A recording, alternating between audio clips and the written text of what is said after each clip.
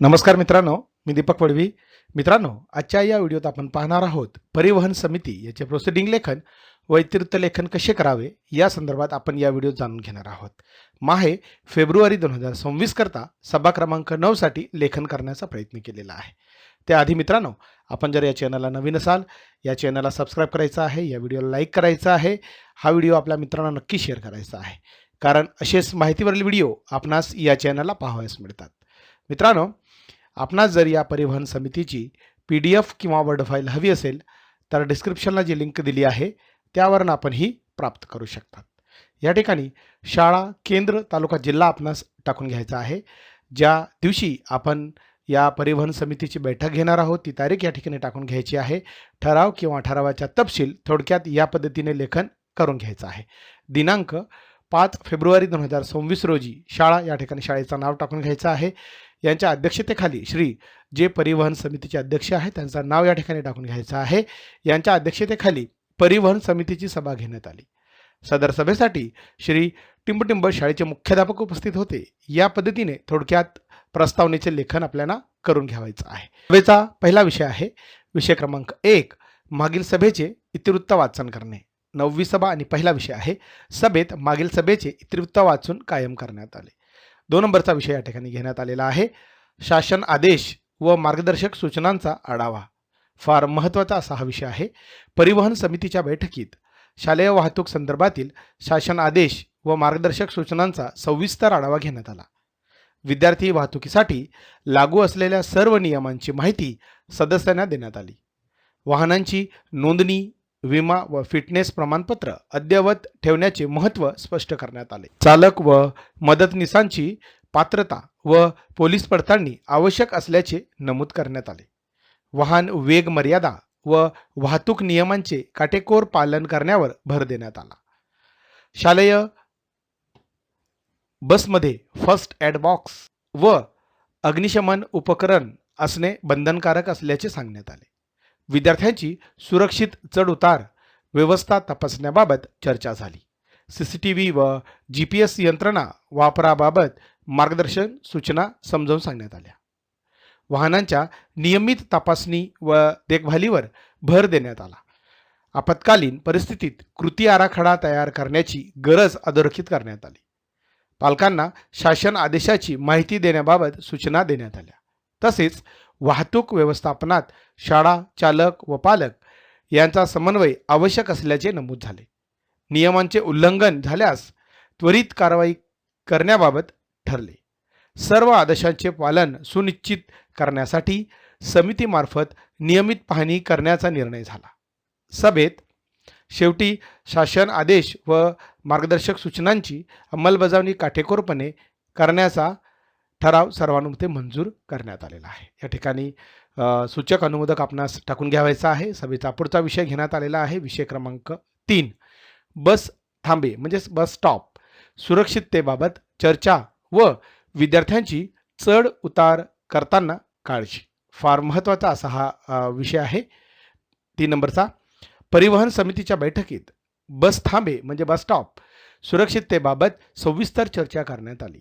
विद्यार्थ्यांचा चढ उतार ठिकाणी वाहतूक धोका कमी करण्याचे महत्त्व अधोरेखित करण्यात आले. विद्यार्थ्यांच्या चढ उतार ठिकाणी वाहतूक धोका कमी करण्याचे महत्त्व अधोरेखित करण्यात आले.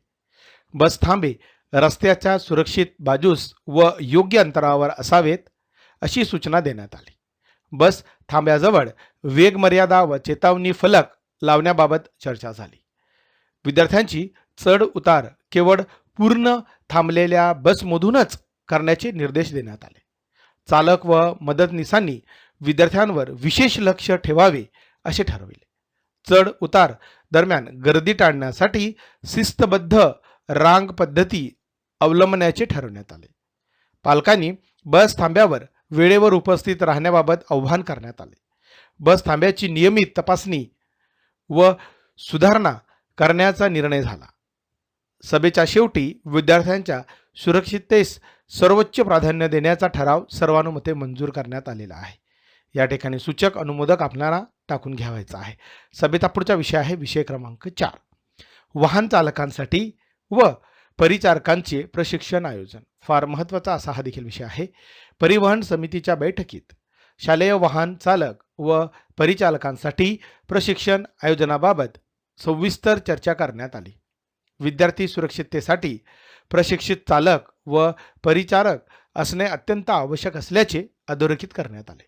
वाहतूक नियम, वेग मर्यादा व सुरक्षित वाहन चालना यावर प्रशिक्षण देण्याचे ठरले.